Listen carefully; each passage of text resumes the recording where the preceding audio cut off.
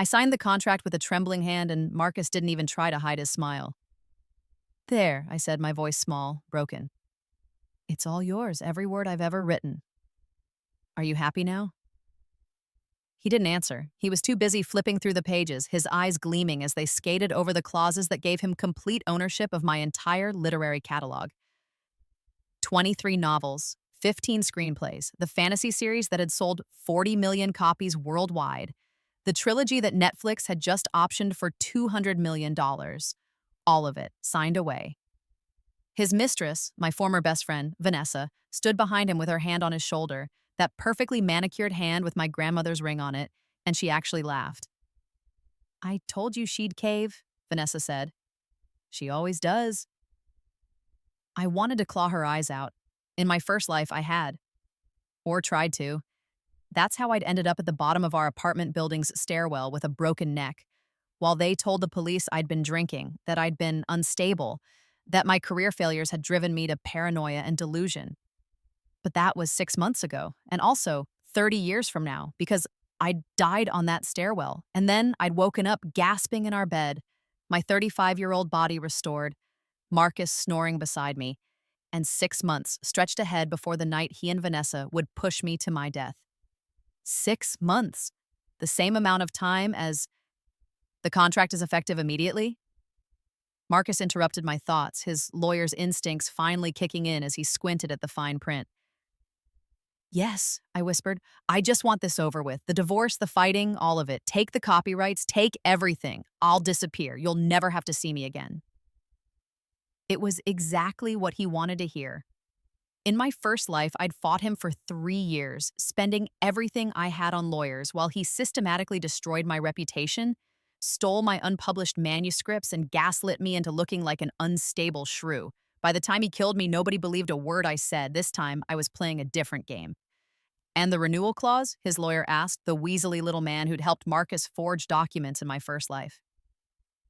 It states here that there is no renewal clause, I said firmly. This is a one-time transfer, 6 months, and then... I let my voice trail off, let my eyes fill with tears. I don't know, maybe I'll start over. Write something new. Somewhere far away. Marcus actually patted my hand. The condescension in that gesture made my skin crawl. That's probably for the best, Elena, he said. You've been under so much stress. Maybe some time away from writing would be good for you. You could try teaching or editing, something less demanding. In my first life, he'd published my unpublished manuscripts under his own name. 7 books that I'd poured my soul into, stories I'd been saving for the perfect moment. He'd released them one by one, riding the wave of my established reputation, and when I'd accused him of theft, he'd had doctored emails, fabricated contracts, and a dozen witnesses who swore he'd been the creative genius all along. I'd died disgraced, penniless, and alone. But I'd learned something in those final moments, as my neck broke and the world went dark. Marcus was a parasite. He had no talent of his own.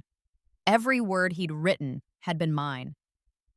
And now, in this second chance, I was going to give him exactly what he wanted. Just not the way he expected. It's done, his lawyer said, tucking the contract into his briefcase. Mrs. Voss, you understand that this transfer is irrevocable. You're giving up all rights in perpetuity to every work listed in Appendix A through... I understand, I said. Then I stood, smoothed down my dress, and walked out of the conference room without looking back. I could hear Vanessa's laughter echoing down the hallway behind me. Let her laugh. Let them both celebrate. They had 6 months. The first thing I did was call my agent. Not the agent from my first life.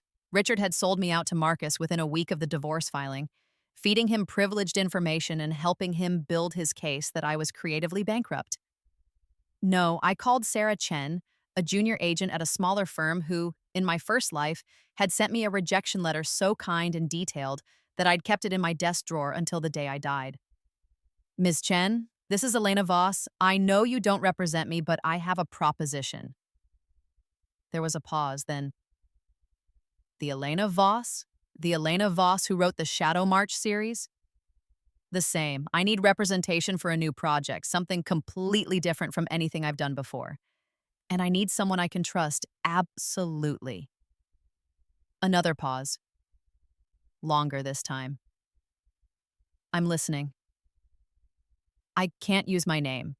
For the next 6 months, I need to publish under a pseudonym.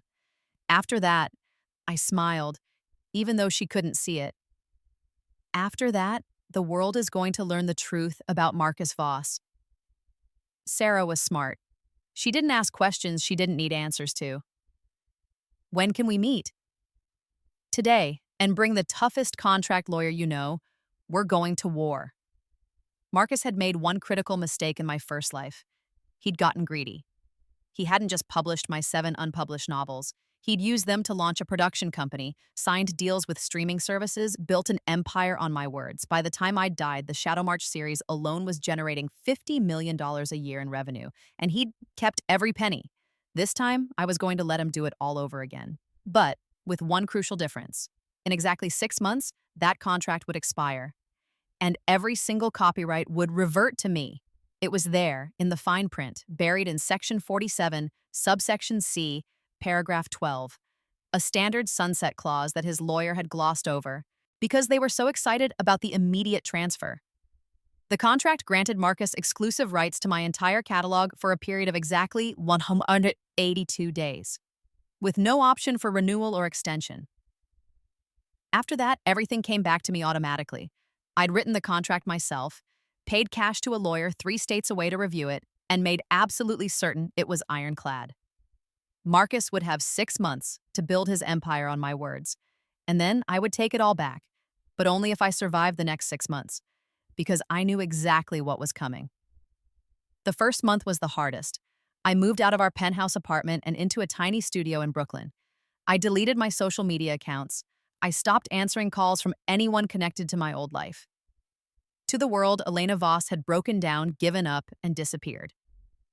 Meanwhile, Marcus announced his new creative direction. He started with The Hollow Crown, a political thriller I'd written 3 years ago and kept locked in my desk. In my first life, it had been his breakthrough, the book that proved Marcus Voss wasn't just riding his wife's coattails, that he had his own voice, his own vision. Except it was my voice, my vision, my 3 a.m. research sessions and my careful character work and my plot twist that had readers gasping on page 347. I watched his launch event from my laptop, sitting cross-legged on my studio floor, eating ramen from a cup. He stood at the podium in his expensive suit, Vanessa beaming at his side, and talked about his creative process, his inspiration, his journey as an artist. Every word was a knife in my chest. But I'd expected this. I'd planned for this, because while Marcus was launching my book under his name, I was writing something new. In my first life, I'd spent years trying to recreate my early success.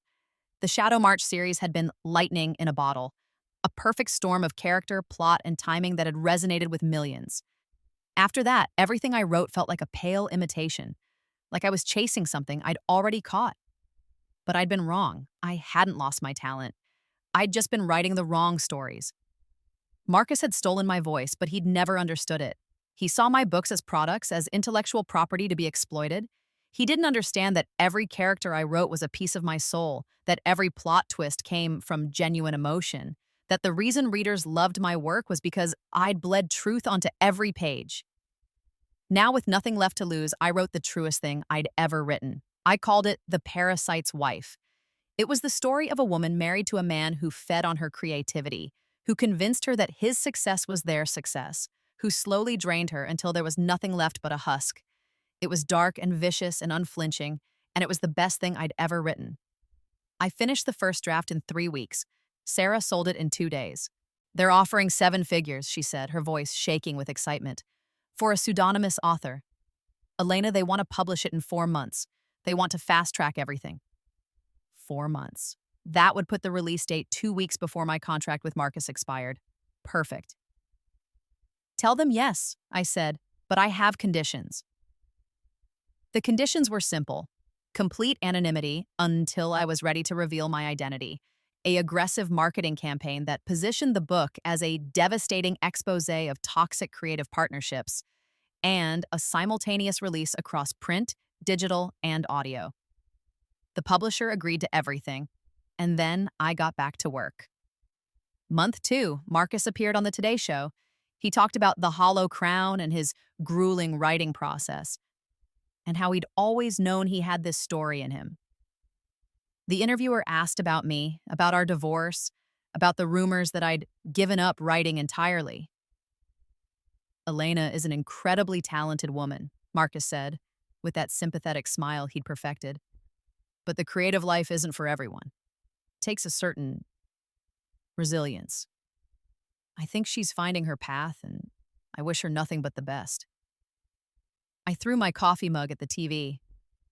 Then I sat down and wrote another chapter of The Parasite's Wife. This one was about the protagonist watching her husband lie on national television and the cold, calculated rage that settled over her like ice. The words poured out of me like blood. Month 3. Vanessa announced her pregnancy on Instagram. The photo was sickeningly perfect, her hand on her barely there bump, Marcus's hand over hers, both of them glowing with happiness. The caption read, "Sometimes your greatest love story leads to your greatest creation. Baby Voss coming this fall." In my first life, I'd never known about the baby. I died before Vanessa started showing, but now, staring at that photo, I felt something shift inside me. This wasn't just about revenge anymore. This was about making sure their lies couldn't poison another generation. I called Sarah. "I need you to do something for me." "Anything." "I need you to quietly document everything. Every interview Marcus does, every social media post, every time he talks about his creative process. I need a complete record of him claiming ownership of my work." For the lawsuit? For the war. Because I'd realized something. Taking back my copyrights wouldn't be enough. Marcus had spent years building a reputation as a brilliant author. Even when the contracts reverted, he could claim it was a technicality, that he'd been the real creative force all along. I needed to destroy his credibility completely, and I needed the world to see him for exactly what he was. The Parasite's Wife was finished in month 4. My editor called it devastating and unforgettable, and the most honest exploration of creative abuse I've ever read. Early reviews from trade publications used words like searing, gutting, and impossible to put down. The book went up for pre-order under the pseudonym E.V. Winters. It sold 50,000 copies in the first week. Meanwhile, Marcus's second book, my second stolen manuscript, was climbing the bestseller lists. The Broken Earth had been my love letter to climate fiction, a sweeping epic about humanity's last chance at survival. I'd researched it for 2 years, interviewing scientists and activists and imagining what hope looked like in the face of extinction. Marcus did a podcast tour talking about his deep commitment to environmental issues and his responsibility as an artist to address the climate crisis. I listened to every episode, taking notes. He was building his empire exactly as I'd foreseen. Production companies were calling. Netflix wanted to turn The Hollow Crown into a limited series. HBO was interested in The Broken Earth. Marcus Voss was being hailed as the voice of a generation. And in 63 days, it would all come crashing down. Month 5, I did something I'd never done in my first life. I hired a private investigator. His name was James Moretti, and he specialized in intellectual property theft. I gave him one assignment: find every shred of evidence that proved I'd written the books Marcus was claiming as his own. Early drafts, emails, research notes, anything with a digital footprint or timestamp. I said, "I know they exist because I lived it. Now I need you to prove it." James was thorough. Within 2 weeks, he'd recovered deleted emails from my old cloud storage, found timestamped drafts in backup servers, and even tracked down a writing group I'd attended 6 years ago where I'd workshopped chapters from The Hollow Crown. "Mrs. Voss," he said, laying out the evidence on my desk, "you could bury him right now. Why wait?" "Because I want him at his highest peak before I push him off," I said. "I want him to have everything he ever dreamed of, just for a moment, and then I want to watch him lose it all." James smiled. It wasn't a nice smile. "Remind me never to cross you." 6 weeks before the contract expired, The Parasite's Wife was released. It exploded. The reviews were unanimous. Evie Winters had written a masterpiece. The book shot to #1 on every bestseller list. Book Talk went feral for it. Readers were posting videos of themselves crying, raging, highlighting entire passages. The Washington Post called it the most important book about creative abuse since the yellow wallpaper. And everyone wanted to know, who was Evie Winters? The publisher held firm. The author wishes to remain anonymous at this time. The work speaks for itself. Marcus, of course, had no idea the book was about him. He was too busy promoting his third release, my dystopian thriller, The Last Light, which he'd somehow convinced everyone he'd written during a dark period of personal growth. But other people noticed the parallels. A reviewer for The New Yorker wrote, "The unnamed husband in The Parasite's Wife bears a striking resemblance to certain high-profile authors who've recently emerged from contentious divorces. One wonders if Winters is writing from experience." The speculation began to build. Twitter threads connected the dots. Reddit forums analyzed every detail. Someone noticed that E.V. Winters had the same initials as Elena Voss. The pressure was mounting, and I was ready. 4 weeks before the contract expired, I gave my first interview. I did it with The Atlantic, a long-form piece that would publish 2 days before my copyrights reverted. I told them everything. The abuse, the manipulation, the theft. I gave them James Moretti's evidence. The time-stamped drafts, the emails, the witnesses from my writing group who remembered me reading chapters from The Hollow Crown years before Marcus wrote it. I told them about the contract with the 6-month sunset clause. I told them about my death and my rebirth, though I framed it as a mental breakthrough during a period of severe depression, close enough to the truth that it felt honest. And I told them about The Parasite's Wife. Evie Winters is my pseudonym, I said. I wrote that book about my own experience. Every word is true, and in 26 days the world is going to see the proof. The journalist, a woman named Rebecca Stone, stared at me for a long moment.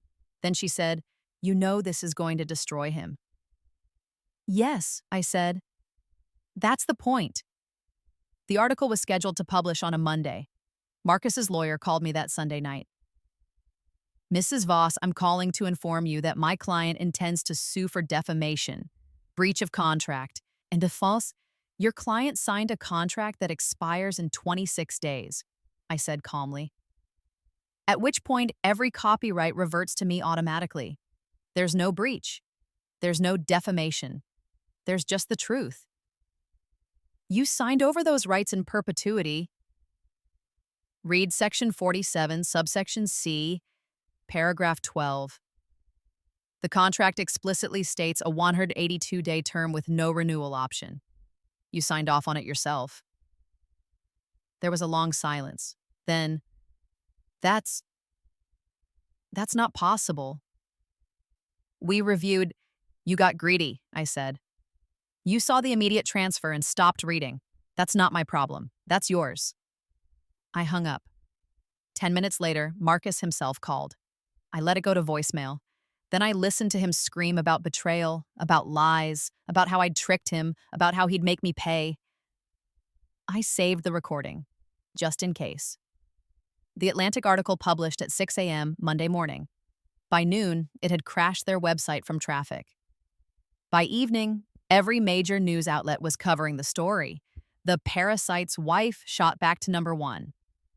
My old book, still technically under Marcus's copyright for 3 more weeks, saw a 3,000% spike in sales, and Marcus's world began to collapse.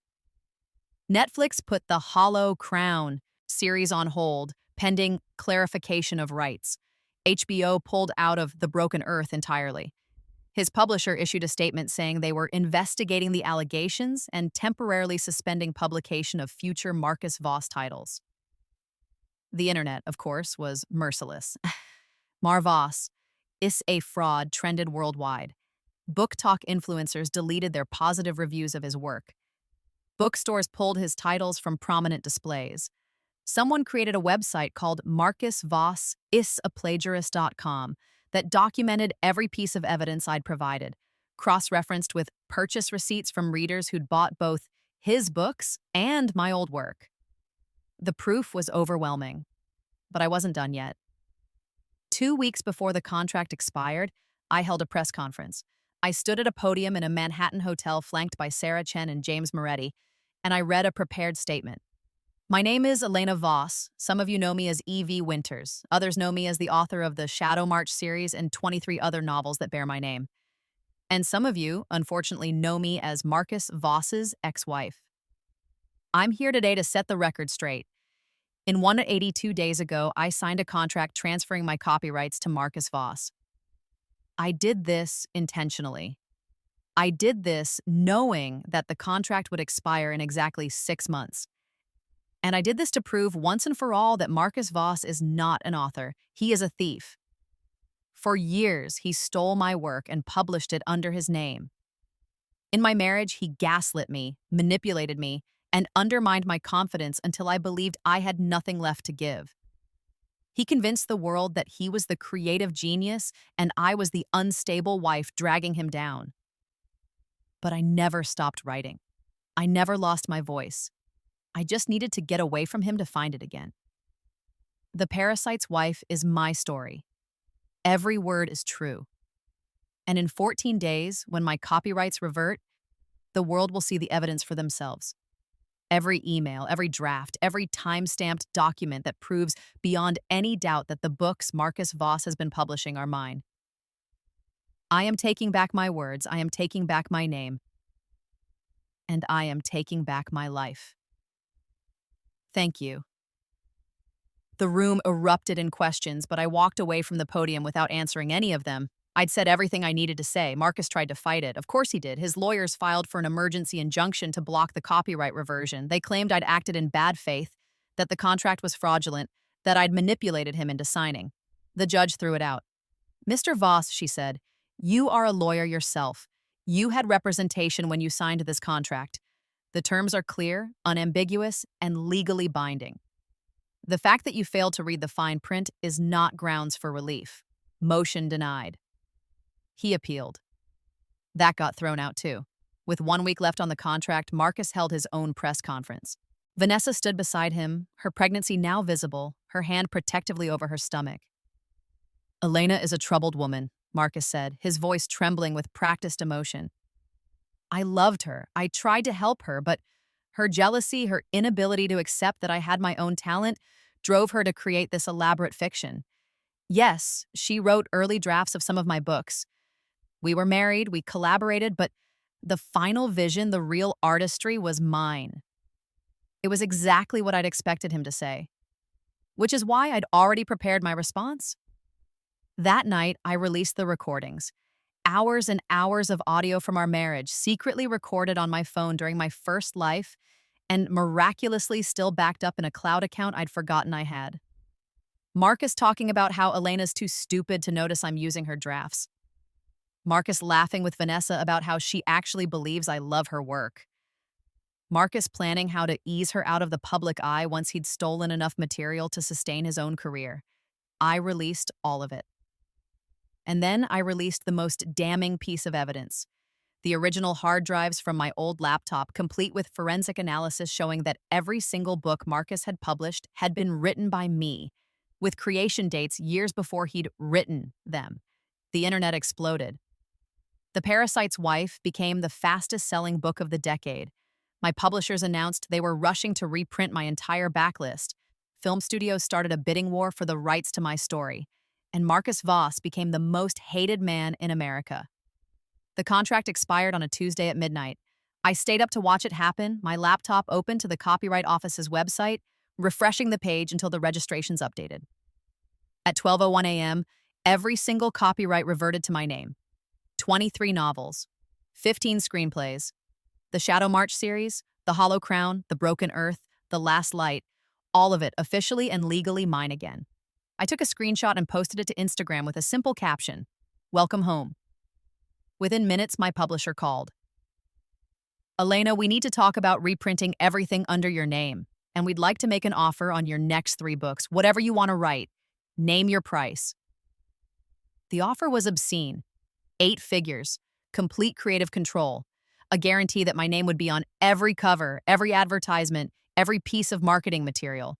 I said yes. The lawsuit started the next day. Marcus tried to sue me for defamation. That got dismissed immediately. He tried to sue for emotional distress. Dismissed. He tried to claim that the recordings I'd released violated his privacy. The judge actually laughed. "Mr. Voss," she said, "you publicly claimed credit for work you did not create. The plaintiff has provided irrefutable evidence of your fraud.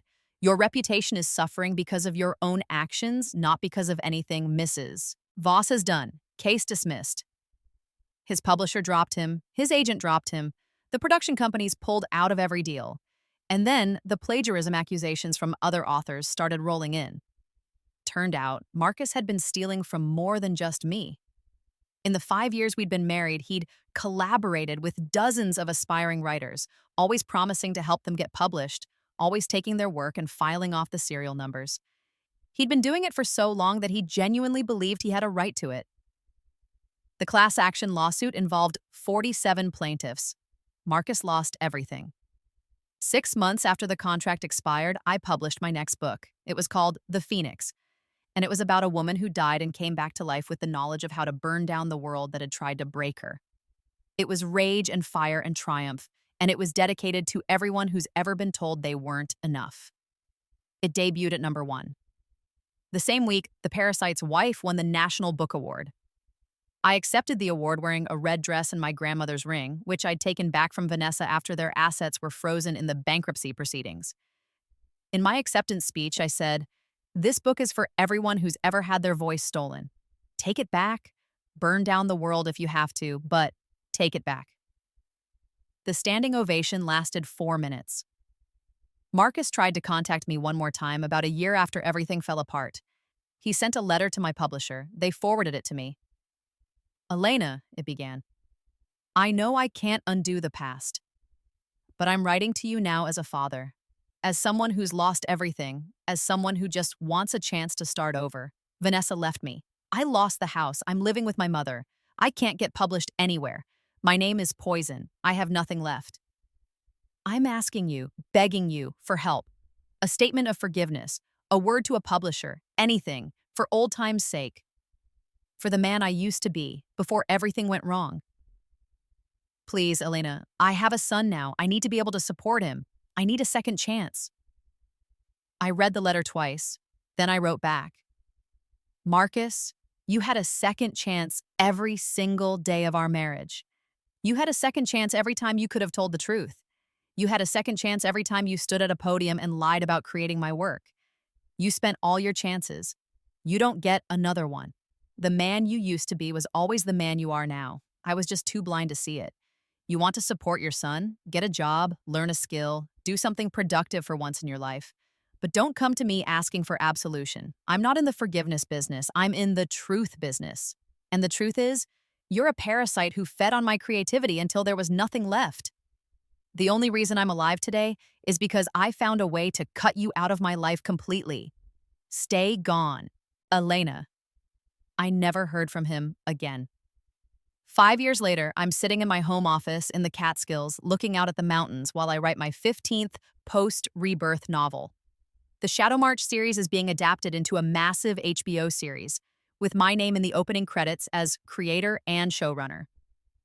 The Parasite's wife is being taught in creative writing programs as a masterclass in narrative voice.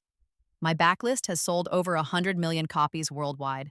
I'm married again to a brilliant woman who's a documentary filmmaker. She's currently making a film about women who've reclaimed their stories from abusive partnerships. I'm one of her subjects, but there are dozens of others. Painters whose husbands took credit for their work, songwriters whose partners stole their melodies, scientists whose male colleagues published their research. We're building an archive of stolen voices, and we're teaching a new generation to recognize the signs of creative abuse before it's too late. As for Marcus, last I heard, he was working in IT support for a mid-sized insurance company in New Jersey. Vanessa married a hedge fund manager and moved to Connecticut. Their son is 7 now. I have never met him. Sometimes I wonder if I'm a monster for what I did, for planning so carefully, for letting Marcus build his empire just so I could destroy it, for taking pleasure in watching him lose everything. But then I remember the woman I was in my first life. The woman who'd been gaslit and stolen from and pushed down a flight of stairs because she'd dared to demand credit for her own work. And I remember that I didn't destroy Marcus. He destroyed himself. I just refused to go down with him. The best part isn't the money or the fame or the awards, though those are nice. The best part is walking into a bookstore and seeing my name on the covers. My real name. Elena Voss. Not Evie Winters, not Marcus's wife, not a ghost hiding behind someone else's success. Just me. The best part is getting letters from readers who saw themselves in the parasite's wife, who found the courage to leave their own parasites, who learned to value their own voices again. The best part is teaching a creative writing seminar at Columbia and watching my students light up when they realize they have stories worth telling, that their words matter, that nobody gets to take that away from them. The best part is being free. I died once, and it taught me that life is too short to let anyone steal your voice. It taught me that justice isn't always swift, but it can be devastatingly thorough if you're patient enough to plan it right. It taught me that the best revenge isn't getting even. It's becoming so successful that your enemies become irrelevant.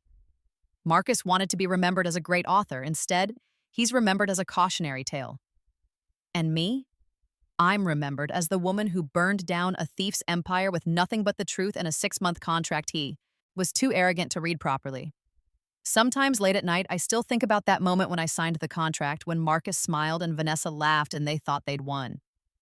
I think about how I held that pen, how my hand trembled not with fear but with anticipation, how I knew exactly what was coming. I think about the look on Marcus's face when the contract expired, when he realized what I'd done, when he understood that he'd been played from the very beginning. And I smile. Because in the end, every word I ever wrote came back to me. And his legacy, the only thing he'll ever be remembered for, is being the fool who stole from a phoenix and thought he could get away with it. You can't kill what's already died once. And you can't steal from someone who's already planned 10 moves ahead. I learned that lesson in my first life. Marcus learned it in his only one. I pour myself a glass of wine, turn back to my laptop, and start writing the next chapter. After all, I have a lot of stories left to tell, and this time, they're all mine.